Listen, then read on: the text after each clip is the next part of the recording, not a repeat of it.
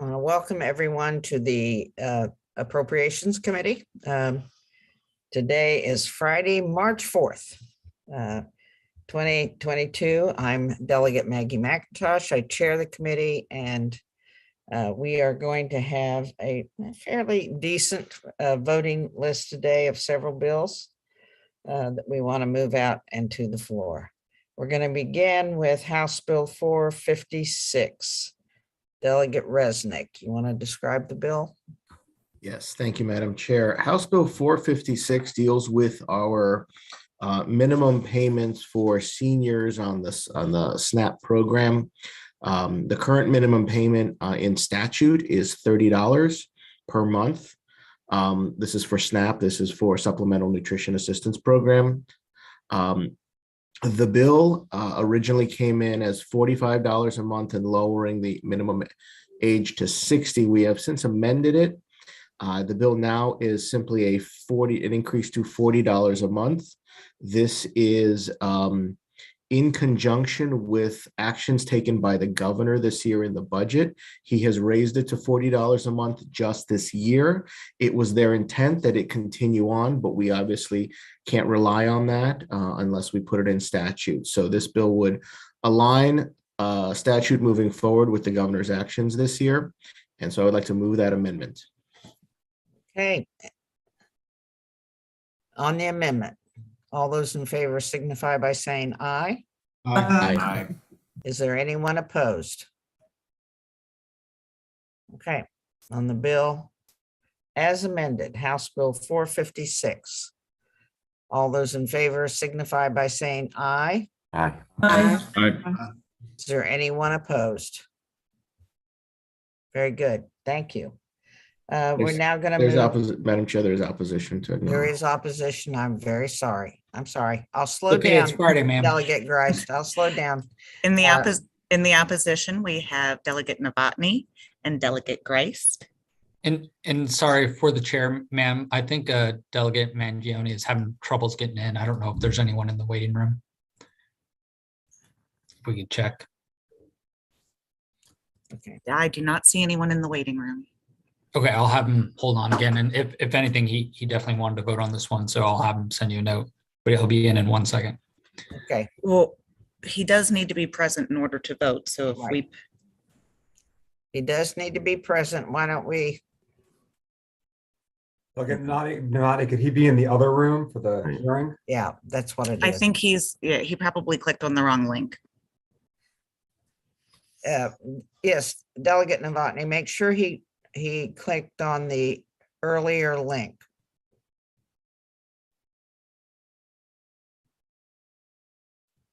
All right. But I think we need to move on. Okay. If it's all right with you. Thank you. We have 2 in the negative, Go ahead. 2 in the negative, and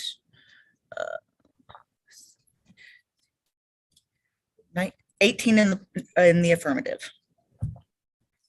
Okay. And I'd ask Dana, Michelle, Cherie, somebody send him the correct link so we make sure he gets in. Madam Chair, if I may, do we have anyone who was excused? I think just Delegate Mangione was excused on that particular vote, right? As well Yeah. as McKay. And McKay as well. Okay, thank you. Okay. Appreciate it. Yeah, you're welcome. House Bill 540. Delegate Henson. Thank you, Madam Chair. House Bill 540, Agriculture, University of Maryland Extension, Urban Farmer Assistance, is a bill that requires the University of Maryland Extension to hire 3 statewide extension agents. One of those agents will be dedicated to urban farm production methods and crop management. The 2 other agents will be dedicated to urban farm and agribusiness management. The extension agents will also perform applied research and provide education for urban farmers. It would begin in fiscal 2024, requiring the governor to make an appropriation of $300,000 to effect that purpose. The bill passed the Transportation and Environment Subcommittee unanimously with no amendments. Move the bill. Okay.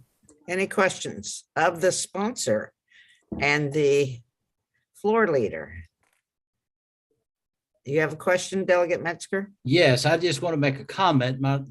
I just learned the other day that there is more Future Farmers of America in Baltimore City than anywhere else in the state. So I thought that was rather interesting. Huh, that is. Okay. On the bill, House Bill 540. All those in favor signify by saying aye.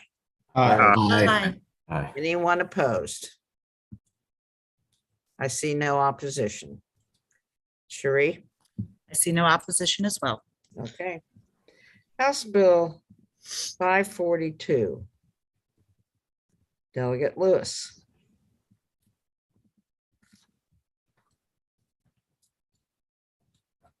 Oh, is this when I explain the bill? Yeah, this is it. It's you. It's all you. So this bill is continuing the pursuit of us making sure we address equity and inclusion, and this extends to our pensions system. It is going to allow us to do a disparity study first to determine, if there is inequity, and allows the state retirement agency to kind of use that information moving forward. And June, can you clarify if I missed anything? There's an amendment, I believe. Is there an amendment?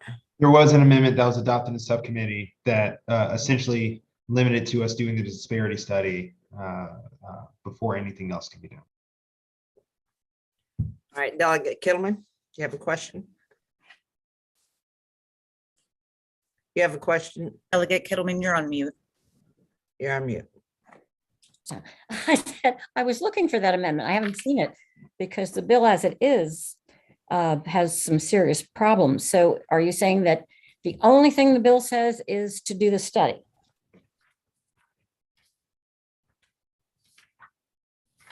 June, can you explain the amendment for us, please?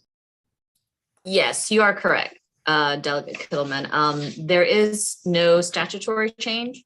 So what it is it's an uncodified section that is requiring the certification agency in conjunction with the Office of the Attorney General and the state retirement pension system to do a disparity study. So they're going to evaluate that and they're going to actually report it back to the Legislative Policy Committee.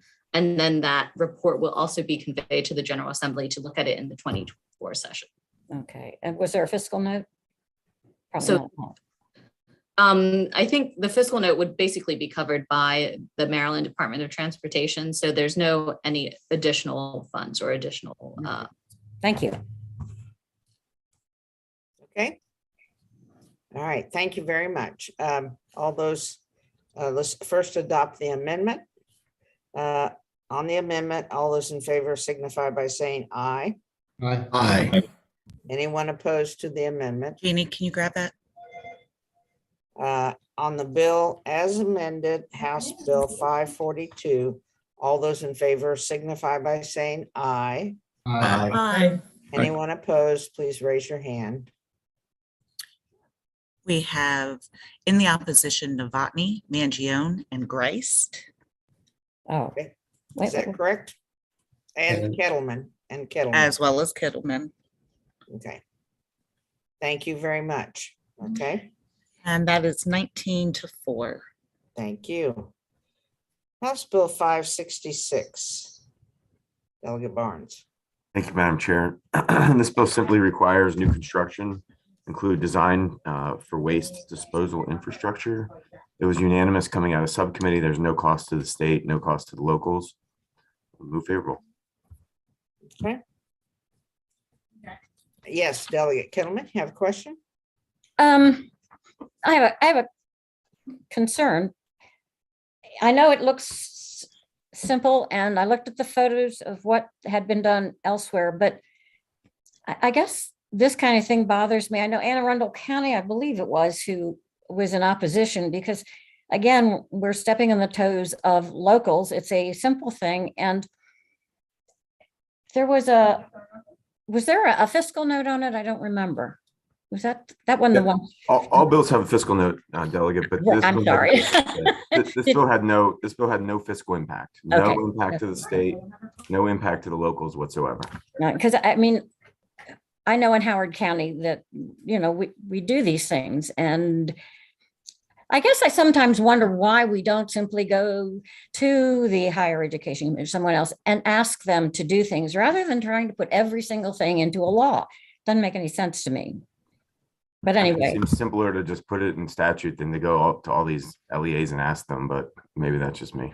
well, yeah, but you look how many laws you have. People can't obey the law when there are so many of them that you don't even know what's passed. Laws don't mean things happen. That's interesting. Out of Okay, agreement. on the bill, all those in favor signify by saying aye. Aye. Aye. Is there anyone opposed? In the Delegate opposition, we Wendell-Beitzel. have Delegate Beitzel, Delegate Kittleman, Delegate Mangione, Okay, with 20 in the affirmative and 3 in the negative. thank you. House Bill 598. Delegate Solomon. Thank you, Madam Chair. We have 2 amendments on this bill, and folks may remember this is a bill that builds off of the work we've done, this committee's done on transfer over the past 2 years. It codifies the system that the university system is using already, and puts in place some of the regs, codifies some of the regs that MPEC is working on with USM and the community college system in MICUA. There's 2 amendments to the bill. One is technical.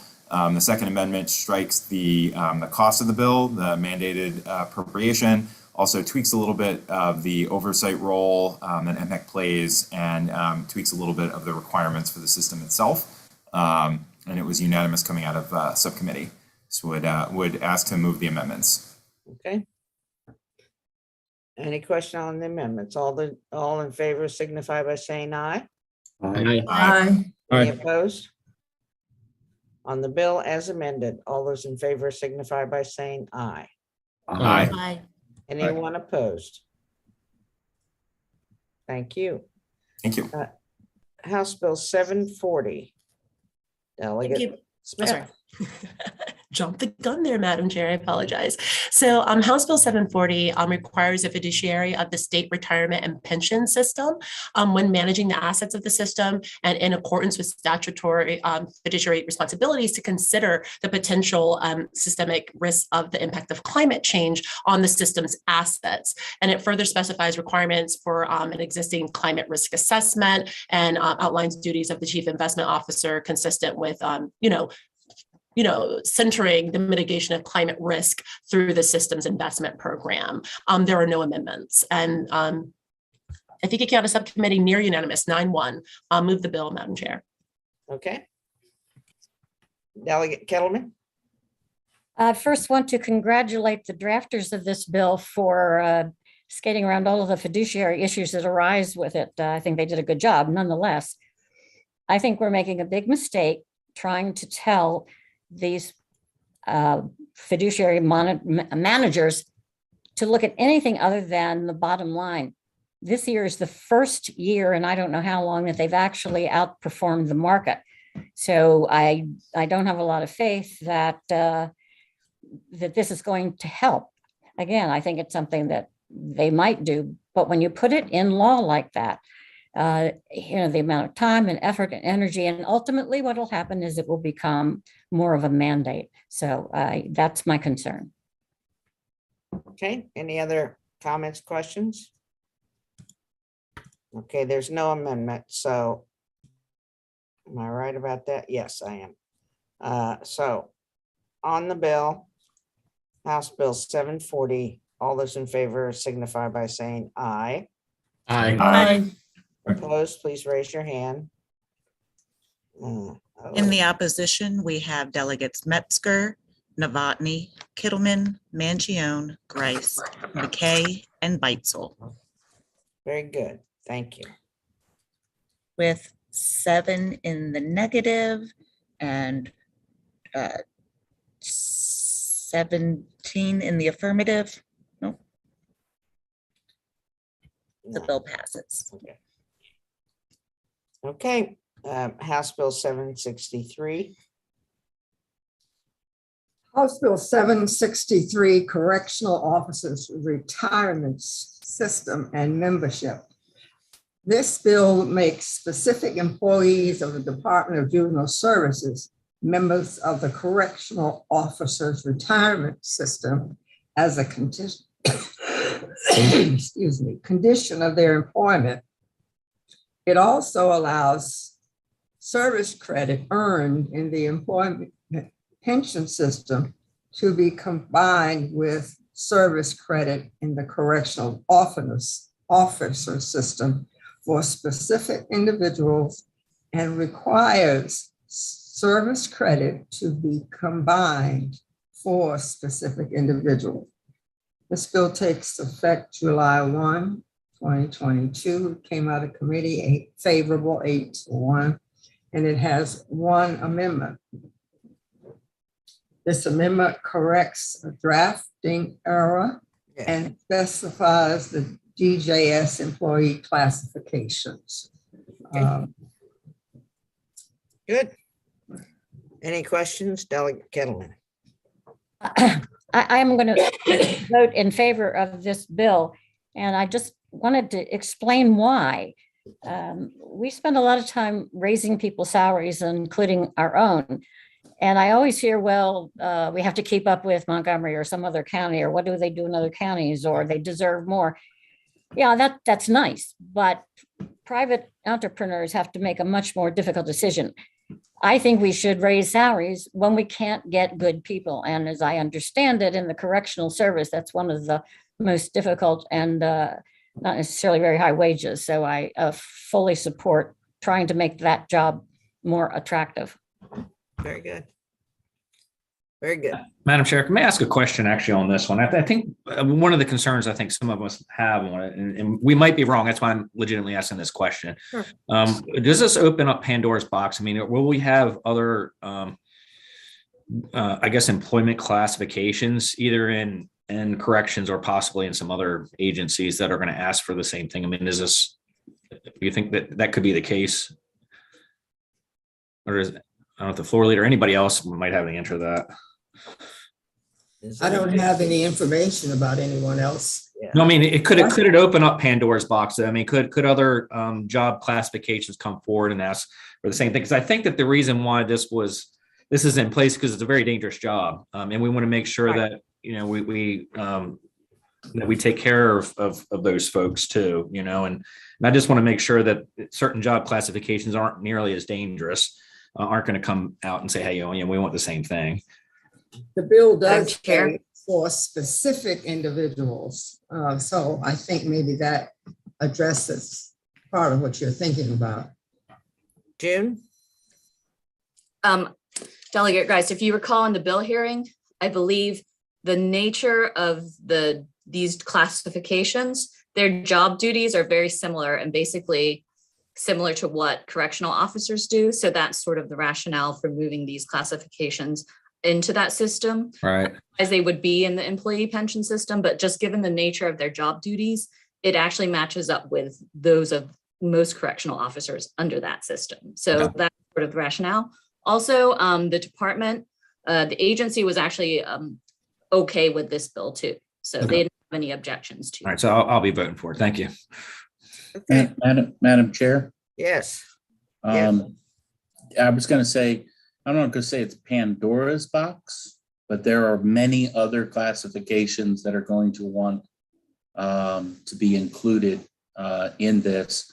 You may recall for 2 years ago, I had put in to get the chaplains to be put in the retirement system. And I've met with many correctional professionals in my district. So I think we will have more people in the future to consider, but we'll have to make sure it's lining up direct. And I look forward to voting favorable for this bill.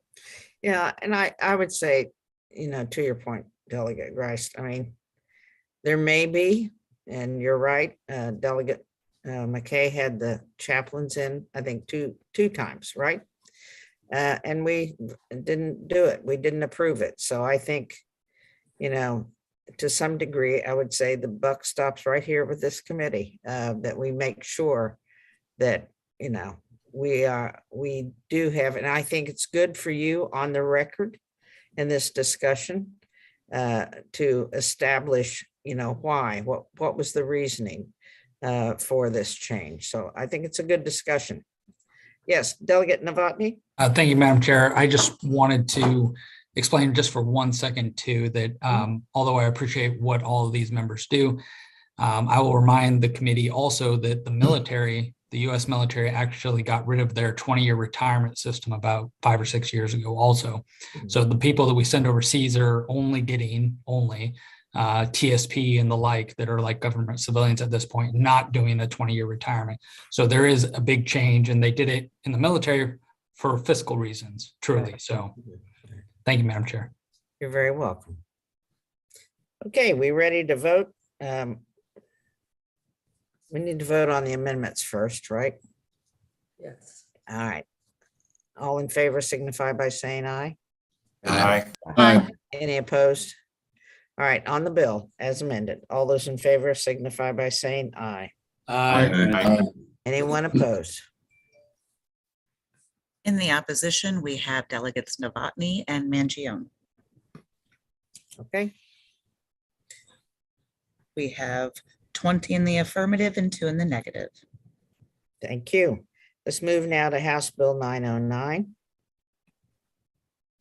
909 requires the Board of Trustees of Maryland Teachers and State Employees Supplementary Retirement Plans to consider and attempt to use to the greatest extent feasible minority business enterprises to provide investment advisors and fund managers instead of brokerage and investment management services. The bill makes other conforming changes and updates other related provisions. It takes place on July 1, 2022. Okay. On the amendments, Delegate Kettleman. I'm sorry, on the amendments? You want to talk about the bill or the amendments? Can The I bill. adopt the amendments first? Okay. Okay, on the amendments, all those in favor signify by saying aye. Aye. Any opposed? Okay, Delegate Kettleman. I have two questions. The first is, as I understand it, the minority businesses are already in the bill. The only thing this bill is doing is changing the word, adding the word consider, and then changing some of the language. Is that correct? I'm going to have to refer to June. June, can you respond to that? Yes, this was requested by the Maryland Supplemental Retirement Plan. So it just codifies their actual practice. So they actually differ slightly from the state retirement agency. And what they do is they don't actually use, They don't actually use brokerage services. So this was actually requested by them. So it just clarifies and codifies their original practice. That answers my second question as to why the language changed. Thank you. Thank you. Okay, on the bill. House Bill 909, all those in favor signify by saying aye. Aye. Those opposed, raise your hand. In the opposition, we have delegates Novotny and Mangione with 20 in the affirmative and 2 in the negative. Thank you. House Bill 1086, Delegate Resnick. Yes, thank you, Madam Chair. This is Delegate Rosenberg's bill dealing with the opioid restitution fund.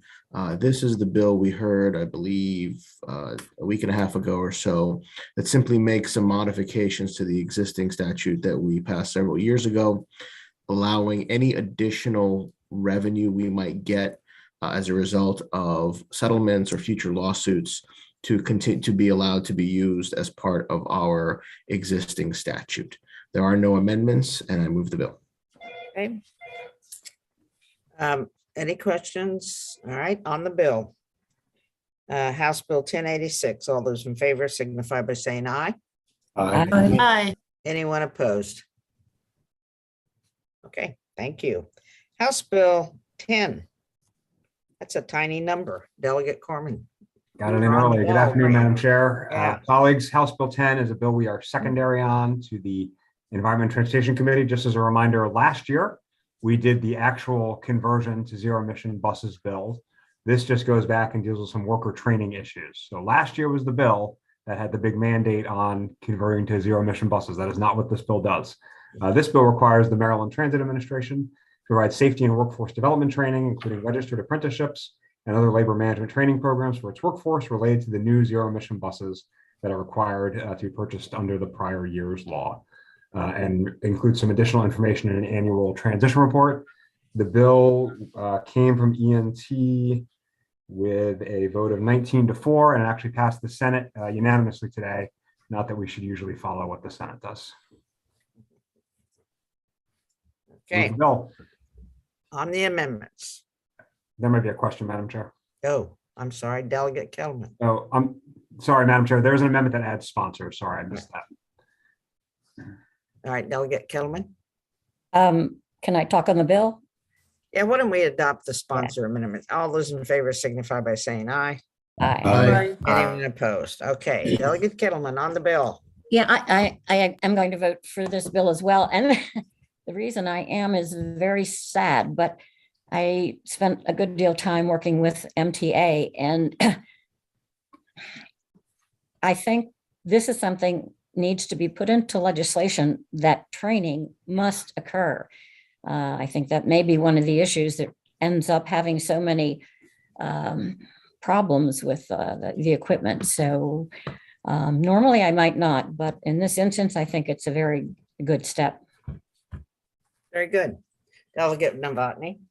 Thank you, Madam Chair. Delegate Corman, do you know of any other training that possibly is mandated through law, or is this just because of the new buses that are being mandated? I'm sure there's other training provisions mandated in law, though I do not have that information definitively. I'm happy to search Lexis code after this and send that over to you. The reason for this is, as part of mandates of these new technologies, we want to make sure that workers aren't being left behind. And so that's why we have this language. Thank you so much. And I do appreciate that. I personally think that it should be within the budget themselves and not having to mandate it. But I appreciate you bringing forward this bill. Thank you. I hope you all are supportive of the agencies doing their work under future administrations as you are under this one. Yeah, and I do think we have other areas, by the way, where there's mandates on training. One I can think of, a bill I did many years ago, was in the child welfare area. So I do think there is, this is not unusual. So on the bill, House Bill 10. All those in favor signify by saying aye. Aye. Aye. Anyone opposed, please raise your hand. In the opposition, we have delegates Novotny and Mangione. 2 in the negative and 20 in the affirmative. Okay, and we do have 2 bills that have been withdrawn. House Bill 770, House Bill 1087, withdrawn by their sponsors. So I'll say going once, going twice, gone. All right, committee, thank you very much. Madam Chair? Yes. I was presenting a different bill at the same time we were voting and could not chew and walk at the same time for the first 4 bills. First 4. Yeah. So Where I were saw you? you vote, but you couldn't hear me say yes because I was presenting Delegate Queen's bill 933 in Ways and Means.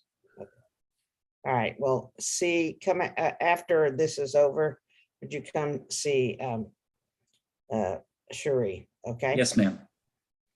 Thank you. Thank you very much, everyone. And we'll, and by the way, Delegate McKay, we'll have to determine whether or not you were present. I mean, you have to be Understood. present, all right? Understood. But we'll do that offline here. We do need to, committee, move into our budget briefing. So I'm going to give everybody It's according to my computer, it's 1:31. Why don't we get back on at about 1:40? How's that? Okay?